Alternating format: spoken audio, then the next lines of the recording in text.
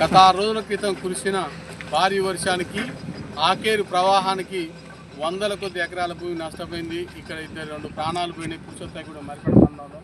అదేవిధంగా డోర్నకల్ మండలంలోని ములకలపల్లి బ్రిడ్జి గత 36 సంవత్సరాల క్రితం ఒక్కసారి ఈ ఊర్లోకి నీళ్ళు వచ్చినాయి.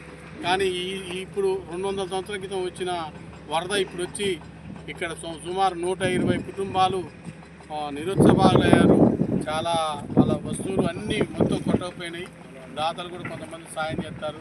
ఇక్కడ ఎక్కువ శాతం వరి వేసారు. ఈ యొక్క ఏరెమ్మటి వరి టోటల్ కొట్టకపోయింది. స్తంభాలు ట్రాన్స్ఫర్ అనిపోయినాయి. అదేవిధంగా డోర్నకల్ ఎమ్మెల్యే మన ప్రీతమ నాయకుడు ప్రభుత్వం ఇప్పుడు డోర్నకల్ ఎమ్మెల్యే రామచంద్ర నాయక్ గారు దగ్గరుండి ప్రతి కుటుంబానికి ఆదుకుంటూ స్తంభాలు ఏర్పాటు చేసిండు, ట్రాన్స్ఫారాలు పెట్టిండు. ఎమ్మెల్యే నిరీక్షణ ప్రజల మధ్య ఉంటూ మూలిగడ్డ తండ, దుబ్బతండ, ములకలపల్లి గ్రామాలు, ఉల్లెపల్లి, పురుషోత్తగూడెం, సీతారాం తండ ఆ ఏరియాలో తిరుగుతూ రోజు పనులు చేపిస్తాడు. ఈ యొక్క నష్టపరిహారాన్ని కూడా ప్రభుత్వం ముఖ్యమంత్రి రేవంత్ రెడ్డి గారిని కలిసి ప్రభుత్వ పరంగా సాయం కూడా ఎవరైతే భూములు కొట్టకపోయినా ఇళ్ళకి నీరు వచ్చినా వాళ్ళకి సాయం చేయడానికి ఎమ్మెల్యే రామచంద్ర నాయక్ గారు కృషి చేస్తున్నారు.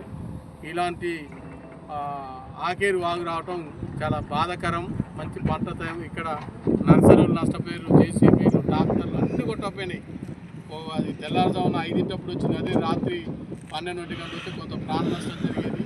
దుబ్బగడ్డ తండ అయితే బీభోత్సవం మొత్తం అక్కడ 45 ఇళ్ళు ఉంటే 45 ఇళ్ళకి ఇల్లు మొత్తం మునిగే పరిస్థితి వచ్చేసింది. ఎమ్మెల్యే గారు వాళ్ళందరినీ ఆదుకుంటాడు. ఈ ప్రభుత్వం